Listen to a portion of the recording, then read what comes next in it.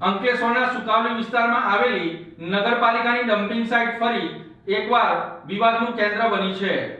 વર્ષોથી દુર્ગંધ, પ્રદૂષણ અને કચરાના ઢગલાથી પરેશાન સ્થાનિક રહેવાસીઓનો હવે ધીરજનો અંત આવ્યો છે। ડમ્પિંગ સાઇટમાંથી ફેલાતી અસહ્ય દુર્ગંધના કારણે લોકોને શ્વાસ લેવામાં ભારે તકલીફ પડી રહી હોવાનું સ્થાનિકોનું કહેવું છે। અનેક વખત નગરપાલિકા સમક્ષ લેખિત અને મૌખિક રજૂઆતો કરવા છતાં સમસ્યાનું કોઈ કાયમી નિરાકરણ આવ્યું નથી। પરિણામે આજે સ્થાનિક રહેવાસીઓ રસ્તા પર ઉતરી આવ્યા અને ડમ્પિંગ સાઇટ બંધ કરવાની ઉગ્ર માંગ સાથે વિરોધ પ્રદર્શન કર્યું।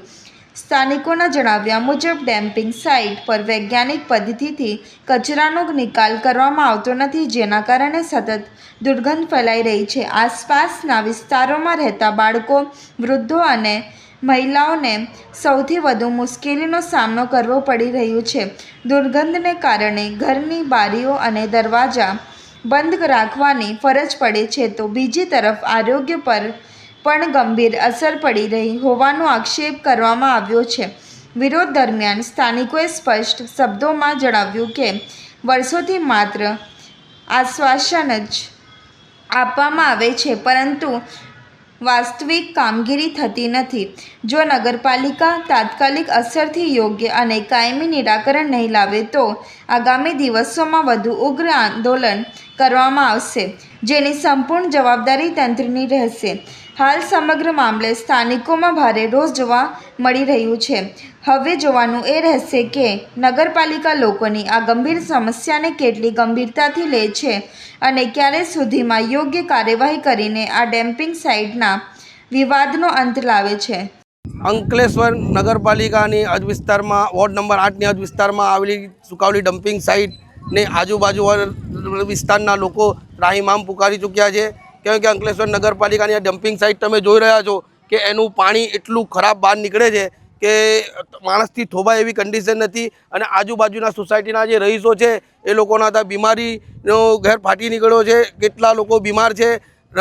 નગરપાલિકાને વારવાર અમે રજૂઆત કરીએ તો પણ આ લોકો વૈકલ્પિક નિકાલ કરતા નથી। આ પાણીનું ઉનાળાના 4 મહિનામાં ધુમાડા અને ચોમાસામાં આ પાણીનું ગંદુ પાણીનું નિકાલ આ લોકો ત્રાહિમામ પુકારી ચૂક્યા છે।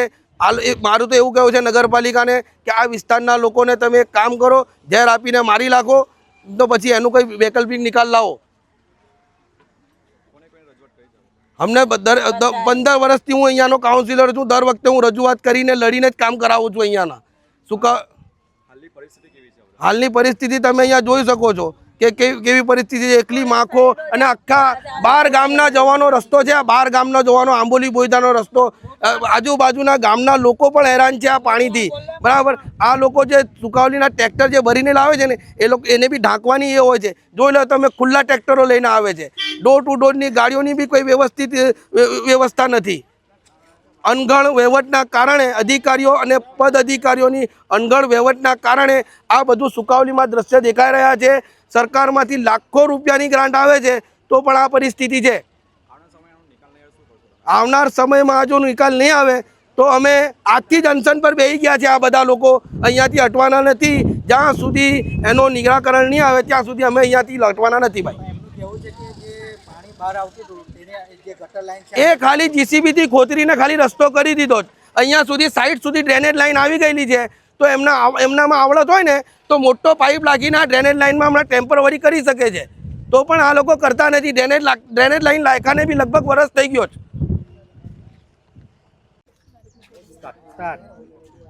मेरा नाम फरजाना तजिन कानून को है और हम यहाँ ये ग्रीन पार्क सोसाइटी के पीछे, सरस्वती के पीछे green park society dumping site आता है, यहाँ इससे जस्ट बाजू में मेरा मकान है। ये कचरा पेटी के लिए हमारे यहाँ इतनी तकलीफ हो रही है, मच्छर मक्खी हो रही है, ये गंदा पानी निकल रहा है कचरा पेटी का। आखे अंकलेश्वर का कचरा यहाँ आता है, कोई आवाज़ नहीं उठाता है। हम यहाँ सोसाइटी में रहते, हमारे छोटे बच्चे, अभी हम जस्ट दवा लेकर आ रहे हैं, हम बीमार पड़ते रहते, कोई यहाँ आता नहीं है देखने के लिए। कचरा पेटी हमारी मांग है कि हमको ये कचरा पेटी हटानी है, ये चाहिए ही नहीं हमको। कितने साल से ये समस्या है? ये समस्या तो है ही, शुरू से है, 10-15 वर्ष से ही है। आपकी क्या मांग है? मेरी यही मांग है कि ये कचरा पेटी हटनी चाहिए यहाँ से। यहाँ पे कितने सोसाइटी और कितने लोगों को तकलीफ है? अक्की ही सोसाइटी को, दोनों सोसाइटी यहाँ नजीक की, जैसे सरस्वती और ग्रीन पार्क, दोनों सोसाइटी को तकलीफ है।